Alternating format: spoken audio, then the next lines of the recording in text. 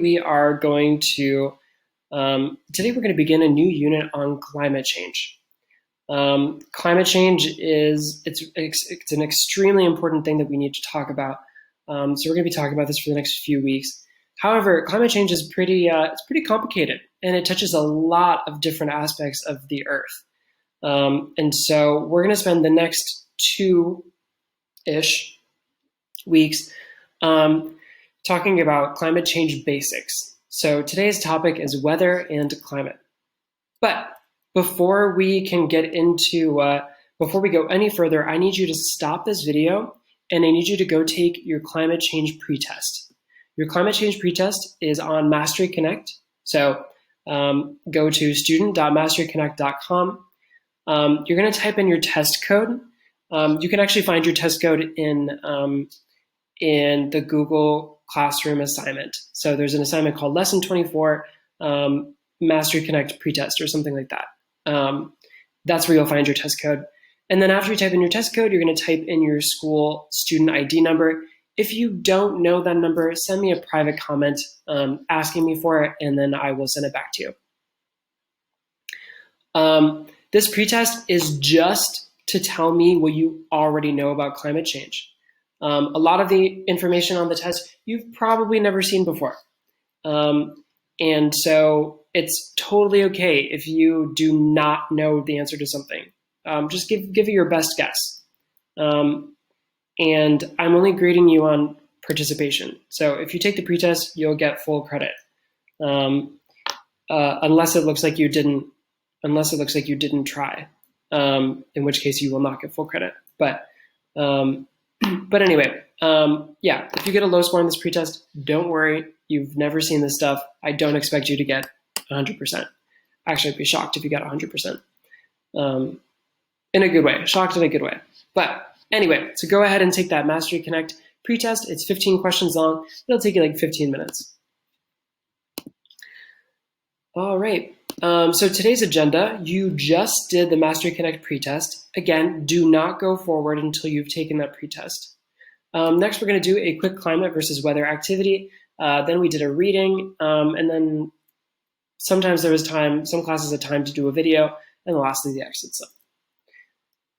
So today's focus question is, what is the difference between weather and climate? So let's get started. Weather versus climate. In class, I asked what the difference between weather and climate was, but some classes kind of knew, some classes kind of didn't. Totally fine. We then did a reading that tells us the difference between weather and climate.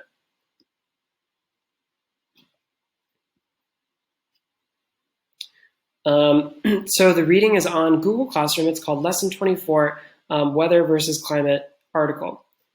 The article is right here. I'm going to read it for you.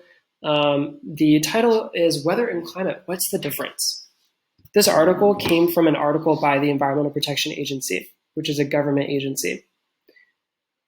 So, weather is a specific event or condition that happens over a period of hours or days. For example, a thunderstorm, a snowstorm, and today's temperature all describe the weather. Weather is highly variable day to day and from one year to the next. But when the average pattern over many years changes, it could be a sign of climate change. So, weather is a specific event or condition. It's really short term. It changes. Weather can change in a few seconds, in a few hours, in a few days, but no longer than a few days. It's highly variable, which means it changes a lot. So weather is very short term. It changes a lot. Things like thunderstorms, snowstorms, the temperature, clouds, fog, hurricanes, all of those things are pretty short term. Climate, on the other hand, refers to the average weather conditions in a place over many years, usually at least 30 years, to account for the range of natural variations from one year to the next. For example, the climate in Minneapolis is cold and snowy in the winter, while Miami's climate is hot and humid. So climate is much more long-term. It's kind of like the average weather conditions in a place.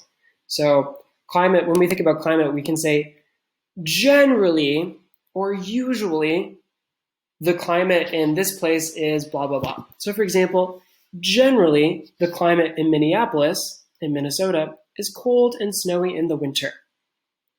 That means that usually Minneapolis winters are cold and snowy, but some days can actually be warm. Some days can be sunny because weather changes a lot from day to day. But on average, it's cold and snowy. The climate in one area, like the Midwest or Hawaii, is called a regional climate. The average climate around the world is called global climate. When scientists talk about global climate change, they're talking about a pattern of changes happening around the world over many years. One of the most important trends that scientists look at is the average temperature of the Earth, which has been increasing for many years. Rising global temperatures are leading to other changes around the world, such as stronger hurricanes, melting glaciers, and the loss of wildlife habitats. That's because the Earth's air, water, and land are all related to one another and to the climate. By examining trends in weather and temperature data, along with the changes occurring in all of these systems, scientists can get a good understanding of today's climate change. So we know climates all around the world are changing, and they're affecting the Earth's air, water, and land as they change. And like I said, this is a very complicated issue. So we're going to spend the next few weeks talking about how climate change is affecting us. And so now we understand the difference between weather and climate. Weather is very short term, it changes a lot. Climate is very long term, it's very slow to change. And so you can go into Google Classroom. Under week 15, there's a post called Lesson 24, Weather versus Climate Chart. Go ahead and open that up. Here, you're going to find like 20 different statements. And your job is to read each statement and determine if it is describing climate or weather. Then you're going to place an X in the box that matches your thinking. So A says, fall here tends to be dry and cool. If you think that statement is talking about the weather, you'll put an X under weather. If you think that statement is talking about climate, you'll put an X under climate. And you'll do that for all of these statements. All right, when you're done with that, go ahead and submit it on Google Classroom. And then lastly, we have our exit slip.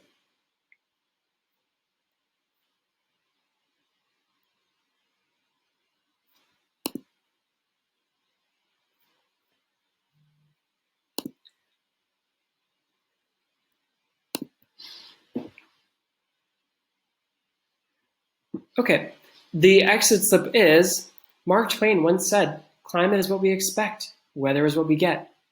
What did he mean by this? Relate this quote to what you've just learned about weather and climate. So, your answer, in order to get full credit, must include 3 things.